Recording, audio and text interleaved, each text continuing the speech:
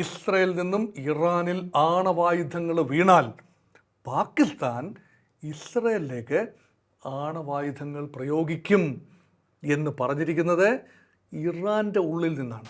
ഗാസയോട് കിടപിടിക്കുന്ന രീതിയിലുള്ള മരണങ്ങൾ അവിടെ ഇറാനിലും സംഭവിക്കുന്നു എന്ന് പറയുമ്പോൾ സംഭവം ഗുരുതരമാണ്. ആണവ ആയുധ നിർമ്മാണം തന്നെയാണ് ഉദ്ദേശം. 60% സമ്പുഷ്ടീകരണം എത്തി നിൽക്കുന്നു. റഷ്യയുടെ പിന്തുണ ആത്മാർത്ഥമായി ഇറാൻ പ്രതീക്ഷിക്കുന്നു. പക്ഷെ നടുപൊടിയുന്ന രീതിയിലുള്ള പണിയുണ്ട് അവിടെ മോസ്കോയിൽ. ഇറാൻ്റെ ആണവ പദ്ധതികൾ ക്ഷയിക്കുന്നെങ്കിൽ ക്ഷയിച്ചോട്ടെ, ഇസ്രയേൽ കയറി അടിക്കുന്നുണ്ട് എങ്കിൽ നമുക്ക് മാറിയിരുന്ന് കളി കാണാം, എന്നിട്ട് എങ്ങും തൊടാതെയുള്ള പ്രസ്താവനകൾ നടത്താം.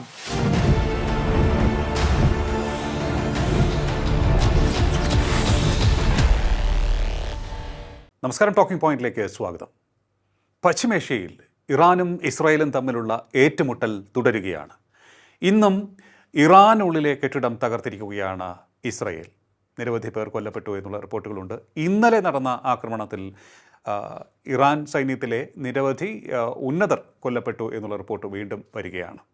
ഇത്തരത്തിലുള്ള കാര്യങ്ങൾ നടക്കുന്നത് കൊണ്ട് തന്നെ ഒരു വെടിനിർത്തൽ ചർച്ചയിലേക്ക് ഇല്ല എന്ന് ഖമേനി വ്യക്തമാക്കുകയും ചെയ്തിട്ടുണ്ട്. ഈ സാഹചര്യത്തിൽ നമുക്ക് പരിശോധിക്കേണ്ട ഒരു കാര്യമുണ്ട്. ഇറാൻ്റെ ഉള്ളിൽ എന്തൊക്കെയാണ് സംഭവിച്ചുകൊണ്ടിരിക്കുന്നത്? ഖമേനി ഒറ്റപ്പെട്ടുവോ? എന്ത് നടപടിയായിരിക്കും ഇനി അവർ സ്വീകരിക്കാൻ പോകുന്നത്? അവർക്ക് മുന്നിലുള്ള സാധ്യതകൾ എന്തൊക്കെയാണ്? പരിശോധിക്കാൻ നമുക്ക്. നമ്മോടൊപ്പം ചേരുന്ന വിദേശകാര്യ വിദഗ്ധൻ ഡോക്ടർ മോഹൻ വർഗീസ്. നമസ്കാരം സർ, ടോക്കിംഗ് പോയിന്റിലേക്ക് സ്വാഗതം. ഇന്നും ഇറാനുള്ളിൽ ആക്രമണം നടന്നതായുള്ള റിപ്പോർട്ടുകൾ പുറത്തു വരുന്നുണ്ട്. കഴിഞ്ഞ ദിവസവും നടന്നു.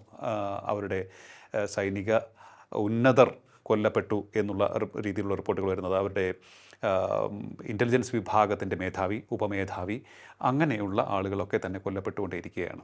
അതായത് പ്രധാനപ്പെട്ട പോസ്റ്റിലിരിക്കുന്നവരെ തീർത്തുകൊണ്ടിരിക്കുകയാണ് എന്നുള്ള തരത്തിലാണ് റിപ്പോർട്ടുകൾ വന്നുകൊണ്ടിരിക്കുന്നത്. ഇറാൻ്റെ ഉള്ളിൽ ഇപ്പോൾ എന്താണ് നടന്നുകൊണ്ടിരിക്കുന്നത് എന്ന് നമുക്ക് മനസ്സിലാക്കാൻ കഴിയുന്നുണ്ടോ? താരതമ്യേന നിഗൂഢമാണ് ഇറാൻ ഉള്ളിലെ അവസ്ഥ. നിഗൂഢമെന്ന് പറയാനുള്ള കാരണം ഈ പാശ്ചാത്യ മാധ്യമങ്ങൾക്ക് അല്ലെങ്കിൽ സ്വതന്ത്ര മാധ്യമങ്ങൾക്ക് അങ്ങനെ അധികം കടന്നു കയറി സ്വതന്ത്രമായി റിപ്പോർട്ട് ചെയ്യാവുന്ന ഒരു അന്തരീക്ഷമല്ല. അത് ഇറാൻ്റെ തലസ്ഥാനമായ ടെഹ്റാനിലാകട്ടെ, ആണവ കേന്ദ്രങ്ങളുമായി ബന്ധപ്പെട്ട കാര്യങ്ങളാകട്ടെ, ഇറാൻ നൽകുന്ന ചില വിവരങ്ങൾ, അത് ഒഫീഷ്യൽ മീഡിയ നൽകുന്ന വിവരങ്ങളാണ്. അതിൻ്റെ അടിസ്ഥാനത്തിൽ നിഗമനങ്ങളിൽ എത്തിച്ചേരാൻ സാധിക്കും. പിന്നെ പുറത്തു വന്ന സാറ്റലൈറ്റ് കണ്ണുകളിലൂടെ കണ്ടെത്തുന്ന ചില കാര്യങ്ങൾ. അപ്പോൾ അവിടെ ഉണ്ടായ നാശനഷ്ടങ്ങളുടെ വിവരങ്ങൾ ഇറാൻ തന്നെ സ്ഥിരീകരിച്ചിരിക്കുകയാണ്. ആണവ ശാസ്ത്രജ്ഞന്മാരുടെ ഒരു മരണം സ്ഥിരീകരിച്ചിരിക്കുന്നു, അവർ കൊല്ലപ്പെട്ടു. പക്ഷെ 14 പേര്, അവർ ഇറാൻ മാധ്യമങ്ങൾ പറയുന്നത് അല്ലെങ്കിൽ ഇറാൻ്റെ ഗവൺമെൻറ് എസ്റ്റിമേറ്റ് അനുസരിച്ച് 6-7 പേരാണ് കൊല്ലപ്പെട്ടിരിക്കുന്നത്. പക്ഷേ 14 പേര് കൊല്ലപ്പെട്ടു എന്നാണ് ഇപ്പോൾ കിട്ടുന്ന വിവരങ്ങൾ. അതിൻ്റെ വിശ്വാസ്യതയെക്കുറിച്ച് സംശയമുണ്ട്. 2, ആണവ നിലയങ്ങളിൽ സ്ഫോടനമുണ്ടായി എന്നത് കറക്റ്റാണ്. എല്ലായിടത്തുമല്ല, ചില ഇസ്ഫഹാൻ അല്ലെങ്കിൽ പിന്നെ പല നിലയങ്ങളിലും, ആണവ നിലയങ്ങളിൽ, നഥാൻസ് ഉൾപ്പെടെയുള്ള ആണവ നിലയങ്ങളിൽ സമ്പുഷ്ടീകരണം നടക്കുന്ന ഇടങ്ങളിലും സെൻട്രിഫ്യൂജുകൾ വിന്യസിച്ചിരിക്കുന്ന ഇടങ്ങളിൽ സ്ഫോടനമുണ്ടായി. പക്ഷേ വികിരണത്തിൻ്റെ തോതിനെക്കുറിച്ച് കോൺട്രഡിക്ടറി റിമാർക്സാണ് വരുന്നത്. അതുകൊണ്ട് കൃത്യമായി കാര്യമായ ഡാമേജ് ഉണ്ടായോ, വികിരണം എത്രത്തോളമാണ് എന്നറിയില്ല. ഇറാൻ പലപ്പോഴും അതിൻ്റെ അണ്ടർഗ്രൗണ്ട് മിസൈൽ സ്റ്റോറേജ് ഫെസിലിറ്റിയെക്കുറിച്ച് പലപ്പോഴും ഈ പ്രദർശനാത്മകമായ വീഡിയോസ് എടുത്ത് ഇടാറുണ്ട്. അതിൽ നിന്ന് കിട്ടുന്ന ചില സൂചനകൾ അനുസരിച്ചാണ് മല തുറന്ന് അതിനടിയിൽ വലിയ രീതിയിൽ മിസൈലുകൾ അടുക്കിയിരിക്കുകയാണ് എന്ന് കിട്ടുന്നത്. അവിടെയും കൃത്യമായ മിസൈലുകളുടെ കണക്കില്ല. ഒരു മാസം പിന്നെ ഒരു 300ഓളം മിസൈലുകൾ പ്രൊഡ്യൂസ് ചെയ്യുകയും അങ്ങനെ പിന്നെ 30,000-ഓളം മിസൈലുകൾ, അത് വലിയ ശക്തിയുള്ള 2000 കിലോമീറ്ററോളം ദീർഘമായി സഞ്ചരിക്കാൻ കഴിയുന്ന പ്രഹരശേഷിയുള്ള മിസൈലുകൾ, അത് പല പേരുകളിലുള്ള മിസൈലുകളാണ്, അത് ഡെവലപ്പ് ചെയ്യുന്നു എന്നതും യഥാർത്ഥത്തിൽ കൃത്യമായ കണക്കുകൾ അവിടെയുമില്ല. ഒരു കാര്യത്തിൽ മാത്രം കൃത്യമായ ഉറപ്പുണ്ട്: Iran came under multiple pounding. അത് കൃത്യമാണ്. കഴിഞ്ഞ 4 ദിവസത്തിനുള്ളിൽ കൃത്യമായ ആക്രമണം നടന്നിരിക്കുന്നു. അതുകൊണ്ട് ഡാമേജ് എന്ന് പറയുന്നത്, ഒന്ന്, സൈനിക നേതൃത്വം ടാർഗറ്റ് ചെയ്യപ്പെട്ടിരിക്കുന്നു, ഉന്നത നേതൃത്വം എലിമിനേറ്റഡ് ആയിരിക്കുന്നു. അത് ഫാക്റ്റാണ്, ഇറാൻ കൂടി അംഗീകരിച്ച ഫാക്റ്റാണ്. 2, ആണവ ശാസ്ത്രജ്ഞന്മാരുടെ കുറച്ചുപേരുടെയെങ്കിലും കാര്യം അംഗീകരിക്കപ്പെട്ടതാണ്. ആണവ നിലയങ്ങൾ ആക്രമിക്കപ്പെട്ടു എന്നത് ഇറാൻ്റെ ഭാഗത്തു നിന്ന് കിട്ടുന്ന സ്ഥിരീകരണമാണ്. അതുപോലെ എണ്ണപ്പാടങ്ങളും വാതക പാടങ്ങളും ആക്രമിക്കപ്പെട്ടു എന്നത് സ്ഥിരീകരിക്കുന്ന കാര്യമാണ്. ജനവാസ മേഖലയിലും കാര്യമായ ആക്രമണം ഉണ്ടായിരിക്കുന്നു. ജനവാസ മേഖലയിലെ നാശനഷ്ടങ്ങളുടെ എസ്റ്റിമേറ്റ്സ് ഇപ്പം 450 മരണമെന്നാണ്. കഴിഞ്ഞ 24 മണിക്കൂറിൽ 450 മരണങ്ങളാണ്. അപ്പം ഗാസയോട് കിടപിടിക്കുന്ന രീതിയിലുള്ള മരണങ്ങൾ അവിടെ ഇറാനിലും സംഭവിക്കുന്നു എന്ന് പറയുമ്പോൾ സംഭവം ഗുരുതരമാണ്. ഇറാൻ വലിയ രാജ്യമാണ്. ഗാസ ചെറിയ 367 ചതുരശ്ര കിലോമീറ്റർ മാത്രം വിസ്തീർണമുള്ള ഗാസ ഇവിടെ കിടക്കുന്നു. ലക്ഷക്കണക്കിന് 6 ലക്ഷം ചതുരശ്ര കിലോമീറ്റർ വിസ്തൃതിയുള്ള ഇറാൻ ഇവിടെ കിടക്കുന്നു. വലിയ ജനസംഖ്യയുള്ള രാജ്യം കൂടിയാണ്. 8.4 കോടി ജനങ്ങളുള്ള രാജ്യമാണ്. ഇസ്രായേലിനേക്കാൾ ജനസംഖ്യയിൽ 6 ഇരട്ടി കൂടുതലാണ്. അതെ, ഇസ്രായേൽ ജനസംഖ്യ 1 കോടിയിൽ താഴെയാണെന്ന് ഓർക്കണം. ഇസ്രായേലിലെ 94 ലക്ഷം മാത്രമാണ് ഇസ്രായേലിൻ്റെ ജനസംഖ്യ. അതിൽ തന്നെ ജൂത ജനതയുടെ സംഖ്യ ഒരു 70 ലക്ഷത്തിന് അടുത്ത് മാത്രമേ ഉള്ളൂ. അപ്പോൾ അങ്ങനെ ഇസ്രായേൽ ഇപ്പോൾ ഇവിടെ നമ്മളിപ്പോൾ സംസാരിക്കുന്നത് ഇറാൻ പരമാവധി ഇറാനെ മനസ്സിലാക്കാൻ ശ്രമിക്കുന്നു. ഇറാൻ്റെ കമ്പൽഷൻസ് ഇറാൻ്റെ മനസ്സിലൂടെ ഇത്രയും ഹിറ്റ് നേടിക്കഴിഞ്ഞു. അത് മാത്രമല്ല ഒരു ഓൺഗോയിങ് വാറായിട്ടാണ് ഇറാൻ ഇതിനെ കാണുന്നത്. അതുകൊണ്ടാണ് ഓപ്പറേഷൻ ട്രൂ ട്രൂ പ്രോമിസ് എന്നാണ് പറയുക. അത് പ്രോമിസാണ്, ഒരു വാഗ്ദാനമാണ്. ഇറാൻ ആർക്കാണ് വാഗ്ദാനം കൊടുക്കുന്നത്? ഇറാൻ വാഗ്ദാനം കൊടുക്കുന്നത് ഇറാൻ്റെ ജനതയ്ക്കാണ്. ആരാണ് വാഗ്ദാനം കൊടുക്കുന്നത്? ഇറാൻ്റെ ആധ്യാത്മിക നേതൃത്വം നയിക്കുന്ന ഒരു ഭരണ സംവിധാനം. ആ ഭരണ സംവിധാനത്തെക്കുറിച്ച് കൃത്യമായ കാഴ്ചപ്പാട് നമുക്ക് ഉണ്ടാകണം. എങ്കിൽ മാത്രമേ എന്തുകൊണ്ട് ഇറാൻ ഇങ്ങനെ ചെയ്യുന്നു എന്ന് മനസ്സിലാകൂ. എന്തുകൊണ്ട് ഇറാനെ ഇസ്രായേൽ ത്രെട്ടായി കാണുന്നു എന്നതും മനസ്സിലാക്കണമെങ്കിൽ ഇറാനെക്കുറിച്ച് മനസ്സിലാക്കണം. എന്താണ് അതിൻ്റെ അടിസ്ഥാനം? 1979 വന്ന ഒരു ചേഞ്ചാണ്. ഇതിനുള്ളിൽ റിലീജിയസ് ക്ലറിക്സ്, അതുപോലെ മത പണ്ഡിതന്മാർ എല്ലാവരും വലിയ അസംതൃപ്തരായിരുന്നു ഷാ പഹലവി രണ്ടാമൻ്റെ ഭരണകാലത്ത്. അതെ, ഷായെ താങ്ങി നിർത്തിയിരുന്നത് അമേരിക്കയാണ്. വലിയ തോതിൽ അമേരിക്കൻ ഇൻവെസ്റ്റ്മെൻറ്റ് ഉണ്ടായിരുന്നു. എണ്ണ കച്ചവടവുമായി ബന്ധപ്പെട്ട് അമേരിക്കയുമായി വലിയ ബന്ധമുണ്ടായിരുന്നു. ഇസ്രായേലിനെ ആദ്യമായി അംഗീകരിച്ച ഒരു ഇസ്ലാമിക രാജ്യം ഇറാനാണെന്ന് ഓർക്കണം. അന്ന് നല്ല ട്രേഡ് ബന്ധമുണ്ടായിരുന്നു, എക്കോണമി, ഡിഫൻസ് എല്ലാം ഉണ്ടായിരുന്നു അല്ലേ? അറബി രാജ്യങ്ങൾ ഈജിപ്തും സിറിയയും അതുപോലെ ജോർദാനും ലെബനനും സൗദി അറേബ്യയും സിറിയയും എല്ലാം ചേർന്ന് പലയാവർത്തി ഇസ്രായേലിനെ 1948-ലും 56-ലും 67-ലും 73-ലും ആക്രമിച്ചപ്പോൾ എവിടെയായിരുന്നു ഇറാൻ? നോക്കി നിന്ന് കളി കണ്ടു. ചുരുക്കത്തിൽ ഇസ്രായേലിനോട് ഒട്ടി നിന്ന ഒരു രാജ്യം പെട്ടെന്ന് മലക്കം പറയുകയാണ്. Anti Americanism, anti Israel, death to the Jewish kingdom അല്ലെങ്കിൽ Jewish state, death to Americans. ഇത് സംഭവിച്ചത് ഇറാൻ്റെ DNA തന്നെ മാറിയിരിക്കുന്നു. അല്ലെങ്കിൽ സോഷ്യോ പൊളിറ്റിക്കൽ ആൻഡ് കൾച്ചറൽ DNA-യിൽ വന്ന ഒരു മ്യൂട്ടേഷൻ എന്ന് വേണമെങ്കിൽ പറയാം.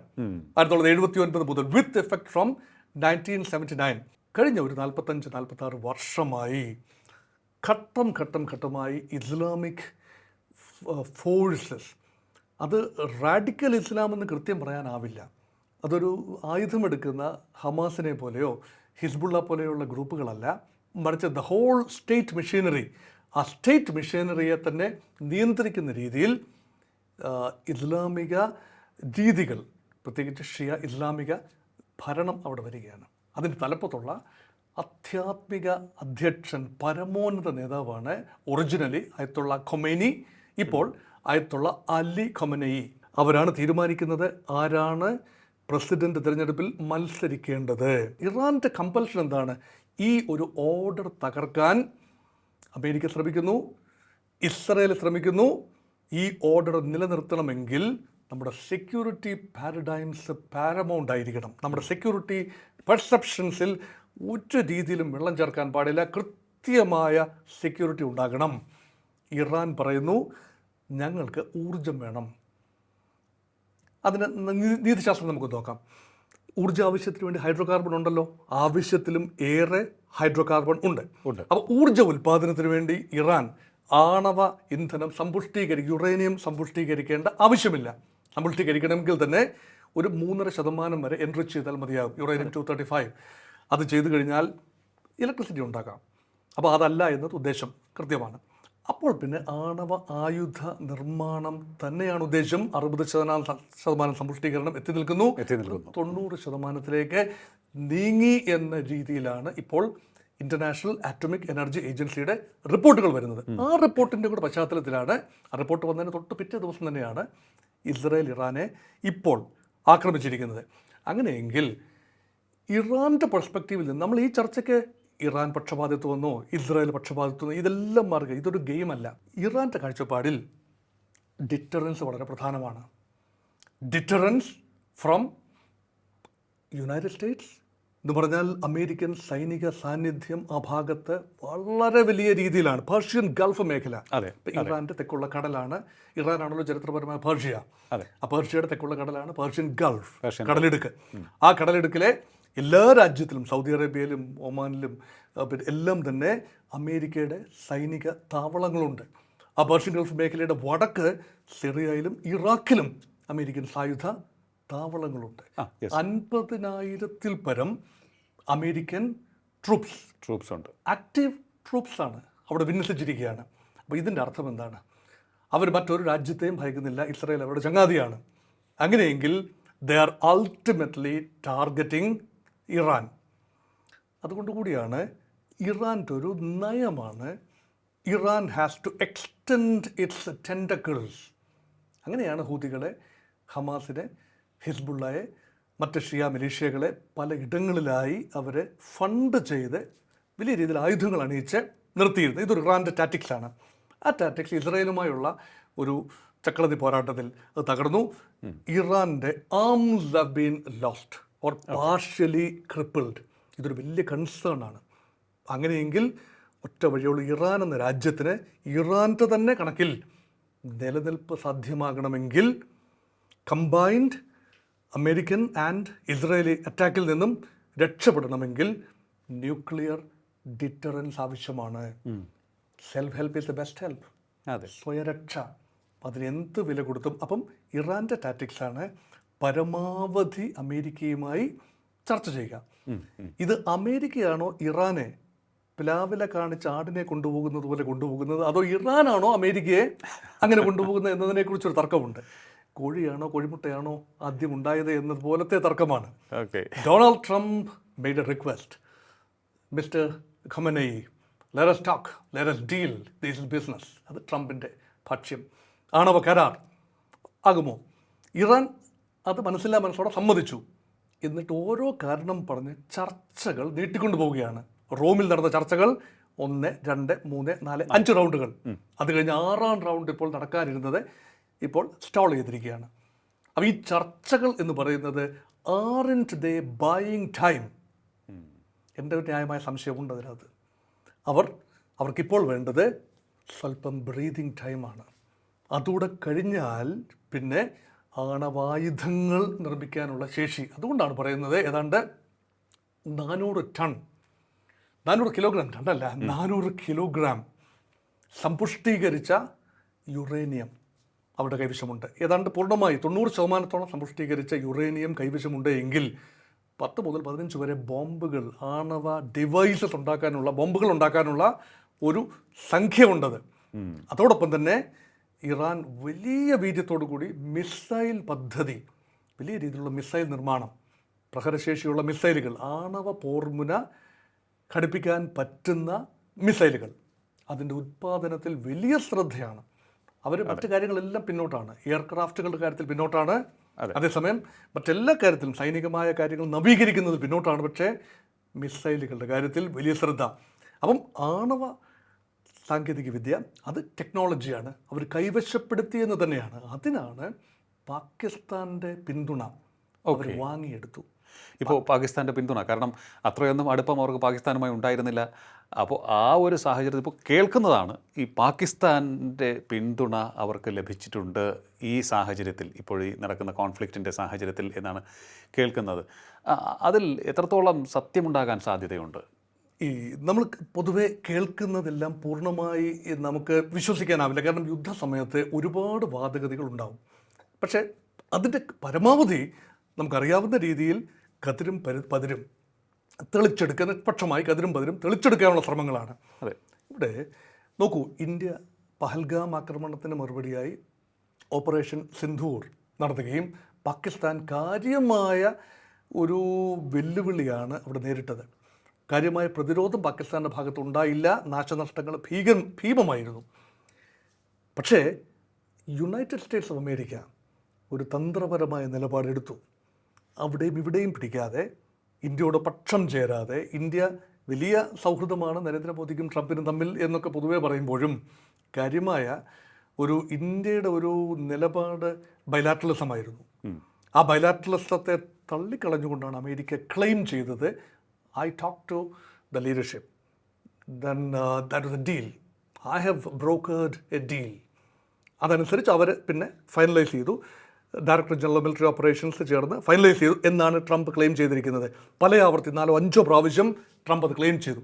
മാത്രമല്ല, പാകിസ്ഥാനെ പ്രകടമായി സഹായിച്ചില്ല എങ്കിലും തള്ളിക്കളയുന്ന ഒരു രീതിയും അമേരിക്കയ്ക്കില്ല. പക്ഷേ അത് പുതിയൊരു സമീപനമാണ്. ഇപ്പം ഇന്ത്യയോട് വളരെ അടുത്ത് നിൽക്കുന്ന അമേരിക്ക ഒരു ഫ്രണ്ട് ലൈൻ സ്റ്റേറ്റായി ഇറാൻ്റെ കാര്യം വരുമ്പോൾ ഇന്ത്യ മാത്രം നമ്പിയിട്ട് കാര്യമില്ല. പാകിസ്ഥാനിൽ ജിയോഗ്രാഫിക്കലി കണ്ടിൻജൻറ്റ് വിത്ത് ഇറാൻ. ഓക്കെ, അതെ. അതുകൊണ്ട് ഇറാൻ പാകിസ്ഥാൻ, അതായത് പാകിസ്ഥാനെ ഒരു രീതിയിലും വെറുപ്പിക്കാൻ അമേരിക്ക ആഗ്രഹിച്ചില്ല എന്നതാണ് അതിൻ്റെ ഒരു രീതിശാസ്ത്രം. അങ്ങനെയെങ്കിൽ how close is Pakistan with Iran? നേരത്തെ ശ്രീ ലിയോ സൂചിപ്പിച്ചതുപോലെ ഇറാനും പാകിസ്ഥാനും തമ്മിൽ ചരിത്രപരമായ പല വ്യതിയാനങ്ങളുമുണ്ട്, വ്യത്യാസങ്ങളുമുണ്ട്. അവർ തമ്മിലുള്ള ബന്ധം സുഗമമായിരുന്നില്ല എക്കാലത്തും. പക്ഷേ there is A convergence of interest. ഈ പാകിസ്ഥാനാണ് ആദ്യമായി ഇസ്ലാമിക് ലോകത്ത് ആറ്റം ബോംബ് ഉണ്ടാക്കുന്നത്. അത് പിന്നെ പ്രഖ്യാപിക്കുന്നത് 1998-ലാണ്. പണ്ട് മുതൽ തന്നെ, ഭൂട്ടോയുടെ കാലം മുതൽ തന്നെ ഇസ്ലാമിക് ബോംബ് എന്ന ഒരു സങ്കല്പം വന്നിരിക്കും. ഇസ്ലാമിക ലോകത്തിന് നിലനിൽക്കണമെങ്കിൽ ആണവ ബോംബ് ഉണ്ടാവണം. ക്രിസ്ത്യൻ വേൾഡിനുണ്ട്, ജൂയിഷ് വേൾഡിനുണ്ട്, എന്തുകൊണ്ട് ഇന്ത്യക്കുണ്ട്, എന്തുകൊണ്ട് പാകിസ്ഥാനില്ല?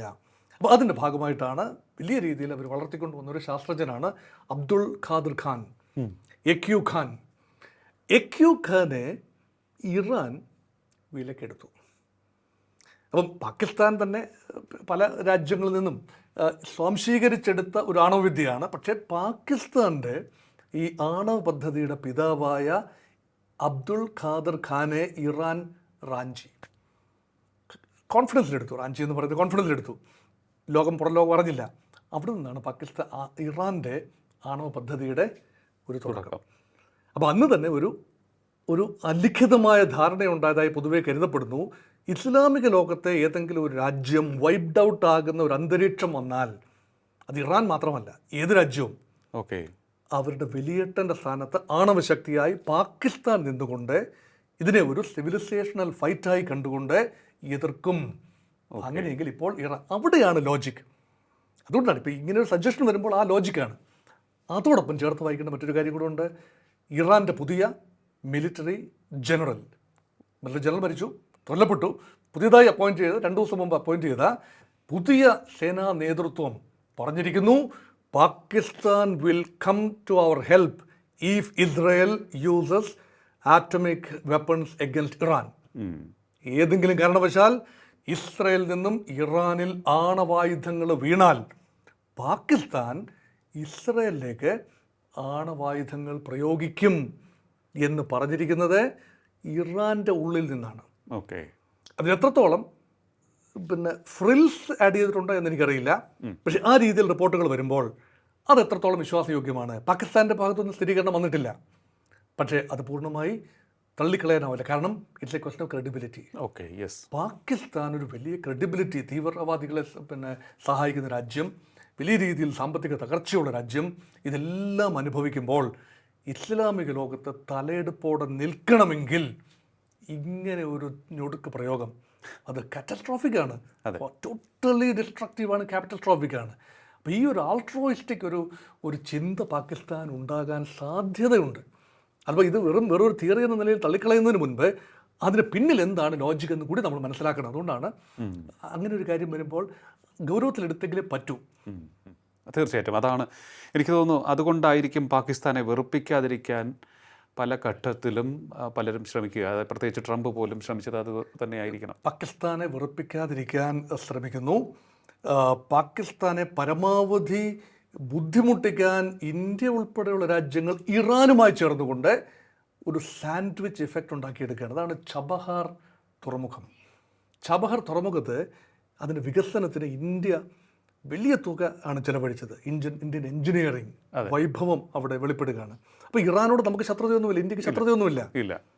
ഇറാനോട് സ്വാഭാവിക സുഹൃത്ത് ബന്ധം എന്നതിനുപരിയായി പാകിസ്ഥാനെ സാൻഡ്വിച്ച് ചെയ്തെടുക്കണമെങ്കിൽ കിഴക്കിന്ത്യ പടിഞ്ഞാറ് ഇറാൻ രീതിയിലുണ്ടെങ്കിൽ അഫ്ഗാനിസ്ഥാനും ഇറാനും ഇന്ത്യയുടെ സ്വാധീന മേഖലകളാകണം എന്ന ഇന്ത്യയുടെ ലാർജർ ഇൻട്രസ്റ്റ് അവിടെ പ്രവർത്തിച്ചു എന്ന് കാണാം. അത് മാത്രമല്ല, ഇന്ത്യക്ക് മധ്യേഷ്യയിൽ ഉള്ള എണ്ണ നിക്ഷേപങ്ങളിൽ കണ്ണുണ്ട്. കച്ചവടമാണ്. അത് മാത്രമല്ല, അവിടെ പ്രകൃതിവാതകം എണ്ണ കസാക്കിസ്ഥാൻ, ഉസ്ബെക്കിസ്ഥാൻ, തജിക്കിസ്ഥാൻ, തുർക്ക്മേനിസ്ഥാൻ, കിർഗിസ്ഥാൻ ഈ രാജ്യങ്ങളിലുള്ള എണ്ണ പ്രകൃതിവാതക നിക്ഷേപങ്ങൾ ഓപ്പൺ സീയിലേക്ക് വരണമെങ്കിൽ, അറബിക്കടലിലേക്ക് വരണമെങ്കിൽ ഇറാൻ്റെ തുറമുഖം ആവശ്യമാണ്. പാകിസ്ഥാനോട് കൊണ്ടുവരാനാവില്ല. അതെ, ഇറാൻ്റെ തുറമുഖം ആവശ്യമാണ്. അവിടെ നിന്നും ഇന്ത്യയിലേക്ക് പിന്നീട് കൊണ്ടുവരാൻ പൈപ്പ് ലൈൻ ഇട്ടോ വാതക പൈപ്പ് ലൈൻ ഇട്ടുകൊണ്ടോ അല്ലെങ്കിൽ കപ്പലിലൂടെ കൊണ്ടുവരാൻ സാധിക്കും. ഇതെല്ലാം ഇന്ത്യയുടെ കൺസേണാണ്. അപ്പോൾ India is hyper active in Iran. അതുകൊണ്ടാണ് ഇന്ത്യ വലിയൊരു നിലപാടെടുക്കാത്തത്. ഇസ്രായേലുമായി വളരെ ചേർന്ന് യോജിച്ച് പ്രവർത്തിക്കുന്നുവെങ്കിലും ഒരുപക്ഷെ ഇന്ത്യയുടെ ഭരണ നേതൃത്വത്തിൻ്റെ മനസ്സ് ഇസ്രായേലിനോടൊപ്പമാണ് എന്ന് വരെ പറയുന്നുണ്ട്. അത് പൂർണ്ണമായി അവിശ്വസിക്കാനുമാവില്ല. അതെ, ഇറാൻ ഇപ്പോൾ പറഞ്ഞിരിക്കുന്നത് ഇത്തരത്തിൽ ഇങ്ങനെ യുദ്ധം തുടരുന്ന സാഹചര്യത്തിൽ നമുക്ക് വെടിനിർത്തലിനെ കുറിച്ച് സംസാരിക്കാൻ സാധിക്കില്ല. ഞങ്ങൾക്ക് നാശം സംഭവിച്ചുകൊണ്ടിരിക്കുകയാണ്, മരണങ്ങൾ സംഭവിച്ചുകൊണ്ടിരിക്കുകയാണ്. ഈ സൈനിക നേതൃത്വത്തിൻ്റെ ഒക്കെ മരണത്തെക്കുറിച്ച് അവർ തന്നെ സ്ഥിരീകരണം നൽകിക്കൊണ്ടും ഇരിക്കുകയാണ്. ഈ ഒരു സാഹചര്യത്തിലാണ് എന്താണ് അവർ പ്രതീക്ഷിക്കുന്നത് എന്നുള്ളതാണ്. കാരണം ഒരു സമ്മർദ്ദത്തിൻ്റെ ഭാഗമായിട്ടാകണം കടലിടുക്ക്, ഹോർമൂസ് കടലിടുക്ക് ബ്ലോക്ക് ചെയ്യും എന്നുള്ള ഒരു ഭീഷണി അവരുടെ ഭാഗത്ത് നിന്നുണ്ടായിട്ടുണ്ട്. ഇത്തരത്തിൽ ഉള്ള കാര്യങ്ങൾ മുന്നിലേക്ക് വയ്ക്കുന്നു. ഏത് തരത്തിലുള്ള ഇടപെടലായിരിക്കും ഇപ്പോൾ ഇറാൻ പ്രതീക്ഷിക്കുന്നത്? ജിയോ സ്ട്രാറ്റജിക്കലി ഇസ്രയേലിനേക്കാൾ അനുകൂലമായ ഒരു ഭൗമ സാഹചര്യത്തിലാണ് ഇറാൻ. കാരണം ഇറാന് കടലുണ്ട്, തെക്ക് പേർഷ്യൻ ഗൾഫുണ്ട്, ഇന്ത്യൻ ഓഷ്യനിലേക്ക് അറബിക്കടൽ വഴി ഇറങ്ങുകയും ചെയ്യാം. അതേപോലെ തന്നെ ഈ ചെങ്കടൽ, റെഡ് സീ മേഖല ഇപ്പോൾ ഭാഗികമായെങ്കിലും നിയന്ത്രിച്ചുകൊണ്ടിരിക്കുന്നത് ഇറാൻ്റെ പ്രോക്സിയായ ഹൂതികളാണ്. അവർ ദുർബലമായി കഴിഞ്ഞു. കാരണം ഇസ്രായേലിൻ്റെ അറ്റാക്കുണ്ട്, അമേരിക്കയുടെ ആക്രമണമുണ്ട്. പക്ഷേ ബാബ് എൽ മന്ദേബ് എന്ന് പറയുന്ന ചെങ്കടലിലേക്ക് കടക്കുന്ന കവാടം, അവിടെയൊക്കെ തന്നെ ഹൂതികളുടെ സാന്നിധ്യം വളരെ കൂടുതലാണ്. ഇറാനിയൻ നേവി ഫ്രിജറ്റ്സിൻ്റെ കാര്യത്തിലും കപ്പലുകളുടെ കാര്യത്തിലും ഡിസ്ട്രോയേഴ്സിൻ്റെ കാര്യത്തിലും വിമാനവാഹിനി കപ്പലുകളില്ല എന്നത് ഒഴിച്ചാൽ മറ്റ് അന്തർവാഹിനികളുടെ എണ്ണത്തിൽ ഉൾപ്പെടെ ഇസ്രായേലിനേക്കാൾ മേൽക്കൈ ഇറാനിയൻ നാവികസേനയ്ക്കുണ്ട്. അതുകൊണ്ടാണ് അവരതൊക്കെ ഉപയോഗിച്ചാണ് പറയുന്നത് ലോക വ്യാപാരത്തിൻ്റെ എണ്ണ വ്യാപാരത്തിൻ്റെ 20% കടന്നു പോകുന്നത് ഈ ഹോർമൂസ് കടലിടുക്ക് വഴിയാണ്. അതായത് ഒമാൻ ഉൾക്കടൽ അത് വഴിയാണ്. അവിടെ ഇറാനിയൻ നാവിക സാന്നിധ്യം ഗംഭീരമാണ്. അതുപയോഗിച്ചുകൊണ്ട് ഓയിലിൻ്റെ സുഗമമായ പാത ബ്ലോക്ക് ചെയ്താൽ ലോക വിപണികൾ ചൂടുപിടിക്കും, എണ്ണ വിപണി ചൂടുപിടിക്കും. ഇന്ത്യൻ ചൈന ഉൾപ്പെടെയുള്ള രാജ്യങ്ങൾക്ക് കൈ പൊള്ളും, സമ്പദ് വ്യവസ്ഥ പൊള്ളും, വിലക്കയറ്റ് നാണ്യപ്പെരുപ്പൊക്കെ ഉണ്ടാവും. ഇത് ഒരു വലിയ ഭീഷണിയാണ്. അതോടൊപ്പം തന്നെ ഹൂതികളുടെ സഹായത്തോടു കൂടി ചെങ്കടൽ മേഖല കൂടി ബ്ലോക്ക് ചെയ്ത് കഴിഞ്ഞാൽ ലോക വ്യാപാരത്തിൻ്റെ ഏതാണ്ട് ഈ 40% നേരിട്ടും അല്ലാതെയും കടന്നു പോകുന്ന സൂയസ് പാത കൂടി ചേർത്തുകൊണ്ടാണ്. എണ്ണ വ്യാപാരത്തിൻ്റെ മാത്രമല്ല, മറ്റ് വ്യാപാരങ്ങളുടെ ഉൾപ്പെടെ 20% ആ മേഖലയാണ്. അപ്പം ആഫ്രിക്ക മുഴുവൻ ചുറ്റി ചരക്കുകൾ പോകേണ്ട അന്തരീക്ഷം വന്നാൽ ലോകം പനി പിടിച്ച് കടന്നു പോകും. അതുകൊണ്ടാണ് കടലുകളുടെ ആധിപത്യമാണ്. ഇസ്രയേലിനെ നേരിട്ട് കടൽ വഴി ആക്രമിക്കാൻ ഇറാന് കഴിയില്ല. കാരണം ഇസ്രയേലിൻ്റെ കടൽ എന്ന് പറയുന്നത് മറ്റൊരു കടലാണത്, മധ്യധരണ്യാഴിയാണ്. അത് വളരെ മാറിക്കിടക്കുന്നതാണ്. അതുകൊണ്ട് ഇറാൻ അങ്ങനെയാണ്. Geostrategically they consider themselves on a stronger wicket. അതുപോലെ മറുവശത്ത് അപ്പം ഇതിന് ആഭ്യന്തരമായിട്ടുള്ള കാര്യങ്ങളാണ് ഈ കടൽ എങ്ങനെ നിയന്ത്രിക്കണമെന്ന്. വൈദേശികമായി റഷ്യയുടെ പിന്തുണ ആത്മാർത്ഥമായി ഇറാൻ പ്രതീക്ഷിക്കുന്നു.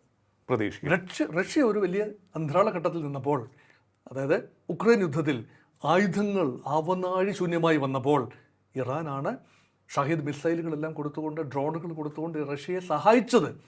പുടിന് അങ്ങനെ ഒരു ആഗ്രഹമുണ്ട്. അത് അദ്ദേഹം പലയിടത്തും തുറന്നു പറയുകയും ചെയ്തു, ഞങ്ങൾക്കൊന്ന് സഹായിച്ചാൽ കൊള്ളാവുന്നുണ്ട്.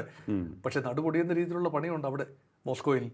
അത് കഴിഞ്ഞിട്ട് അലക്കൊഴിച്ച് പെണ്ണുകെട്ട് നടക്കില്ല എന്ന് പറയുന്ന പോലെ എങ്ങനെയാണ് ഇറാനെ ഇപ്പോൾ സഹായിക്കുക എന്ന് ആ ഒരു പ്രതിസന്ധിയിൽ ആണ്. ഒരു വ്യാമിശ്രത റഷ്യയുടെ ഭാഗത്തുണ്ട്. മറ്റൊരു ഘടകം ചൈനയാണ്. എക്കാലത്തും ഇപ്പോൾ ഐക്യരാഷ്ട്ര സെക്യൂരിറ്റി കൗൺസിലിൽ ആ പ്രമേയം വന്നു കഴിഞ്ഞാൽ ഇറാനും ഇസ്രായേലും തമ്മിലുള്ള പോരാട്ടവുമായി ബന്ധപ്പെട്ട ഇറാനെയോ ഇസ്രായേലിനെയോ കുറ്റപ്പെടുത്തുന്ന അല്ലെങ്കിൽ യുദ്ധം അവസാനിപ്പിക്കണം എന്നൊക്കെ പറയുന്ന പ്രമേയം വന്നാൽ ഇറാൻ അനുകൂലമായി നിലപാടെടുത്ത് വേണ്ടി വന്നാൽ ഇറാന് ബുദ്ധിമുട്ടുണ്ടാകുന്ന ഒരു തീരുമാനത്തിലേക്ക് നീങ്ങിയാൽ വീറ്റോ പ്രയോഗിക്കുന്ന ആദ്യ രാജ്യം ചൈനയായിരിക്കും. അത് ചെയ്യും അവർ. ഈ വീറ്റോ പറയുന്നതല്ലാതെ അവർ ആക്റ്റീവായി സൈന്യങ്ങളെ അയച്ചുകൊണ്ട് ഇസ്രയേലിൻ്റെ ആക്രമണത്തെ തടയില്ല എന്നാണ് പൊതുവെയുള്ള നിഗമനം. പക്ഷേ ഇറാൻ ആഗ്രഹിക്കുന്നുണ്ട്. ഇറാൻ്റെ പെർസ്പെക്റ്റീവിൽ നോക്കുമ്പോൾ ഇറാൻ ആഗ്രഹിക്കുന്നു ഏതെങ്കിലും കാരണവശാൽ അമേരിക്ക ഇസ്രയേലിനോടൊപ്പം ചേർന്നുകൊണ്ട് ഇറാനെ ആക്രമിക്കാൻ ശ്രമിച്ചാൽ, ഇപ്പോൾ ഇസ്രായേൽ മാത്രമാണ് ഇറാനെ ആക്രമിക്കുന്നത്, ചൈന തങ്ങളുടെ രക്ഷയ്ക്ക് വരും. അതൊരു ലോകയുദ്ധത്തിലേക്ക് നീങ്ങിയേക്കാമെങ്കിലും ചൈനയെ കാട്ടിയാണ് ഒരുപക്ഷെ അമേരിക്കയെ വിരട്ടാൻ പറ്റുന്ന. അല്ല എങ്കിൽ അമേരിക്കയും ഇസ്രായേലും തമ്മിലുള്ള ഒരു ചങ്ങാത്തത്തിൽ ഇറാനെതിരെ ആക്രമണം നടത്തിയാൽ ഇറാൻ പിന്നെ ഉണ്ടാവില്ല. അതുകൊണ്ട് China is extremely important in ഇറാൻസ് strategic scheme of things. ഇതൊക്കെയാണ് ഇറാൻ പ്രതീക്ഷിക്കുന്നത്.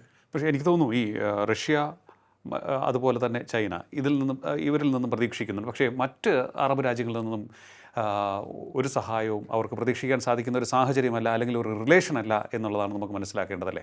അത് മനസ്സിലാകണമെങ്കിൽ അറബി മൈൻഡ് സെറ്റ് മനസ്സിലാകണം. അതെ, ചരിത്രപരമായി നേരത്തെ ഞാൻ സൂചിപ്പിച്ചല്ലോ, ഇസ്രായേൽ എക്കാലത്തും ഇറാനുമായി ചരിത്രപരമായി ബന്ധമുണ്ടായിരുന്ന രാജ്യമാണ്. ആദ്യം മുതൽ 48 മുതൽ 79 വരെയുള്ള കാലത്ത് അറബികൾ അത് ക്ഷമിക്കില്ല.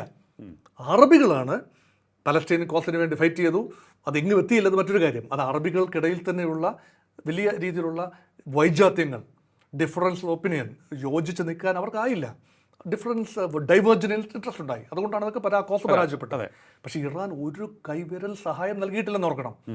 അതുകൊണ്ട് ഇറാൻ ഒരു ബുദ്ധിമുട്ടുണ്ടാകുമ്പോൾ എന്നാൽ പിന്നെ അങ്ങ് അനുഭവിക്കുക എന്ന രീതിയിലുള്ള ചിന്തയാണ്. ഇത് പരസ്യമായി പറയാനാവാത്തത് കൊണ്ട് യുദ്ധം വളരെ മ്ലേച്ഛമാണ്, യുദ്ധം നിരാകരിക്കേണ്ടതാണ്. ഇസ്രയേലിൻ്റെ കടന്നുകയറ്റം ഒരിക്കലും അതങ്ങനെ പറഞ്ഞുകൊണ്ടേയിരിക്കും. അറബ് ലോകം, പ്രത്യേകിച്ച് GCC രാജ്യങ്ങൾ, സൗദി അറേബ്യയും ഒമനും യമനും ഖത്തറും എല്ലാം പറഞ്ഞുകൊണ്ടേയിരിക്കും. ഇറാൻ ഇസ്രായേൽ വിരുദ്ധത പറഞ്ഞുകൊണ്ടേയിരിക്കും. Do they mean it? അങ്ങനെ ഇസ്രായേൽ വിരുദ്ധത ഉണ്ടെങ്കിൽ അവരൊരിക്കലും അബ്രഹാമിക കരാറുകൾക്ക് 3 രാജ്യങ്ങൾ വഴങ്ങി 4ാമത് സൗദി അറേബ്യ അബ്രഹാമിക കരാറിലേക്ക് എത്താൻ, ഇസ്രായേലുമായി കരാറിലെത്താൻ ശ്രമിച്ചപ്പോഴാണ് 7-ാം തീയതി ഒക്ടോബർ 7 ആക്രമണം ഉണ്ടായത്. അതുകൊണ്ട് ഇത് ഇറാനും മറക്കില്ല. അപ്പോൾ അറബ് രാജ്യങ്ങളെ നമ്പാനാവില്ല. 1. 2, മിക്ക അറബ് രാജ്യങ്ങളും സുന്നി ഭൂരിപക്ഷ രാജ്യങ്ങളാണ്. ഇറാൻ ഔട്ട് ആൻഡ് ഔട്ട് ഷിയ രാജ്യമാണ്. അപ്പോൾ അവർ തമ്മിലുള്ള ഷിയ സുന്നി ഒരു മൂപ്പിളമ തർക്കം എക്കാലത്തുമുണ്ട്. എന്നാൽ യമനിലെ ഹൂതികൾ പ്രവാചക പരമ്പരയിൽ വരുന്നവരാണ്, ഷിയകളാണ്. അപ്പോൾ സൗദി അറേബ്യക്ക് അവരെ അങ്ങനെ തള്ളിക്കളയാനാവില്ല. പ്രവാചക പരമ്പരയിൽ വരുന്ന ഒരു വിഭാഗം ആളുകളെ ആ രീതിയിൽ ഉറപ്പിക്കാനോ തള്ളിക്കളയാനോ ആവില്ല. സൗദിയുടെ ഭാഗത്തും ഹൂതികളുടെ ചെറിയ സാന്നിധ്യമുണ്ട്, സൗദിയുടെ ഭൂമിയിൽ പോലും. അപ്പോൾ അത് സങ്കീർണമായൊരു സിറ്റുവേഷനാണ്.